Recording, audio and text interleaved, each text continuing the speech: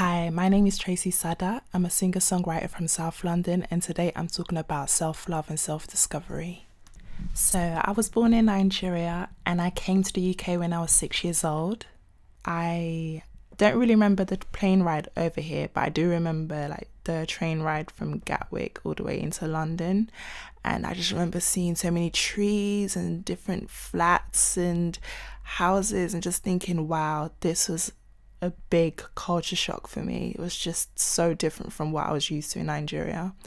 And I remember just thinking about the foods and just the transport systems and just the way people spoke. It was just so alien to me. I just kind of felt like I would have to change and adapt. So when I started primary school here, it was quite traumatic, but still great at the same time because I remember my accent being like a major thing because people would always tell me speak, speak, speak because people were so amazed by my accent. It kind of felt like I was this, I don't know, it's kind of, I'm going to say like a clown or like the showpiece. So just people that could marvel at. And I just remember thinking, wow, I have to change. I have to change. I don't want to stand out this much. I have to adapt. I have to adapt. And so I gradually started just hiding and chipping away little things about myself, even at a young age. My blackness was not considered because there was no need to. From the Biff and Kipper books to our lunch meals, I was the one who had to change. I was the one who had to assimilate. And I think that's a lot for a young child to take in. And that kind of affected my self-esteem and my self-love. Kind of felt like I wasn't good enough, or, I was found wanting or lacking. And it was magnified once I got to secondary school. My secondary school was predominantly black. It was a thing where I didn't really feel like I missed Nigeria as much when I was in secondary school because I was reminded by it when I was talking to my friends or, when we just about all the little things that, the similarities between our childhood. So, or like the beatings or just like funny things are like our parents would say. So I never really had that, but I think in secondary school my self-esteem was really challenged because I just felt out of place. I never really liked how tall I was. I never liked the shape of my nose. I felt like when I wanted to speak up about things, I didn't because I wasn't brave enough to. And even at the time in secondary school, a lot of things were going on at home where me, my mum and my brother were living in one room. So it was kind of tough trying to pretend like everything's okay when nothing is okay at home. So one thing I do feel like struggle brings is the fact that if you don't handle it properly, it has a way of limiting your mindset, making you feel as if you're not worth anything, making you feel as if you shouldn't aspire to anything because I'm in this circumstance, I'm never gonna get out. And even once you are out of it, it has a lasting effect on you because your mindset is changed. It's like PTSD, right? You may not be in the war zone, but in your head, you still have it there. End of college, like university times, I just felt so defeated. I felt like I was always trying to fit in. Even though sometimes I'd feel as if, I'm like trying to stand out, but deep down, I felt like it was all a facade. I was still trying to fit in. I still cared about what people thought about me. And that went on for a while, and it was so sad because it found its way in my life through anxiety, through self-sabotage. And it's only once I started focusing on myself that I've seen more changes in my life. And the main change really was recognizing that I actually wanted to do music.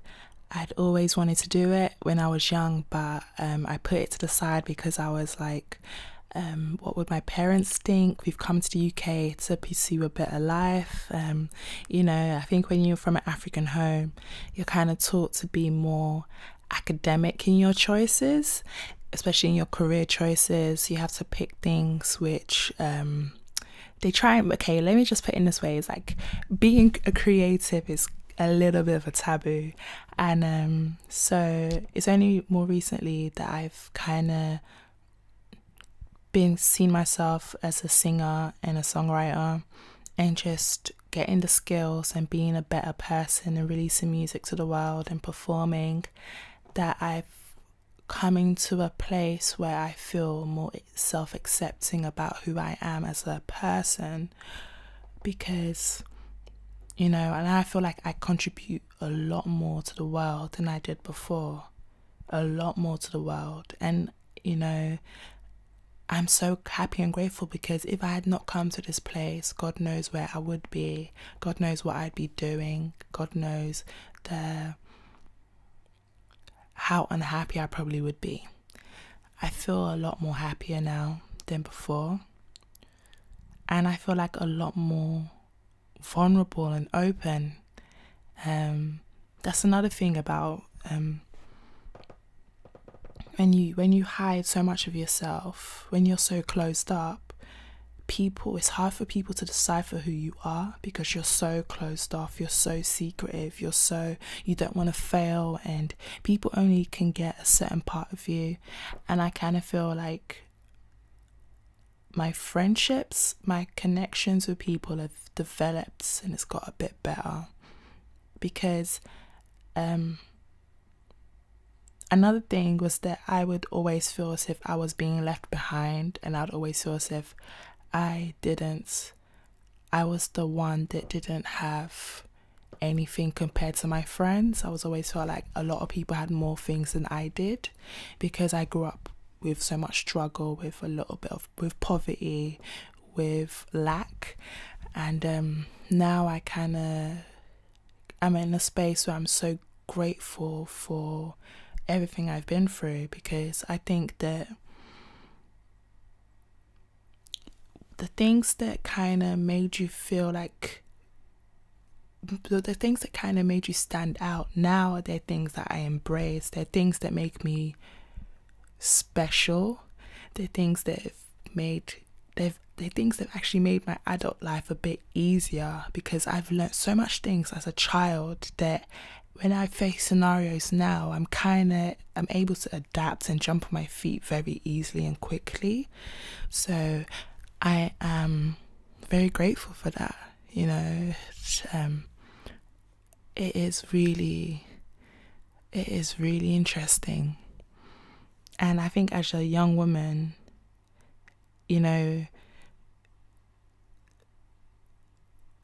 all those things now are things that they've heightened my awareness about the world around me. And I embrace so many things now that I would probably have run away from. So I say all that to say that self-love and self-discovery, it's a lifetime journey. It's not something we're going to learn straight away. It's a daily struggle, and it's exhausting. It really is. Trying to convince yourself that you are worth it. I say that you should always keep a positive attitude about things, a positive attitude about yourself. Always exude energy that is just so welcoming and attractive, and because it's only going to benefit you. It's only going to benefit you, So I always like to cling to positive affirmations, things that uplift me, that uplift my spirit, whether it be me saying I count, I make a difference, I contribute to this space, I am beautiful. I have people listen to what I say and they respect it. Words like that really go a long way. And also learning to challenge those voices in your head that tell you can't, that tell you you're not worth anything. Sometimes you have to say, well, why can't I do it? Sometimes those voices want you to challenge them back. Sometimes those voices want you to prove them wrong. You know, why can't I do it? Who said I can't do it? Who said I can't do this? Who said I can't do that? Why? Why can't I do it? Are you sure? Oh, okay, well, I'm going to do it and I'll come back to you and I'll show you that I did do it, and maybe next time you shut up. You know, so always aim for I can rather than I can't. So I hope you've enjoyed what I've had to say. I'm learning, I'm still growing, and that's okay. So I hope 2018 is full of self-discovery and self-love. I hope it's full of happiness and joy. I hope you do everything you set your heart to. Don't pressure yourself. Take each day as it comes, okay? So you've been listening to Tracy Sada. Have a great year. Bye, guys.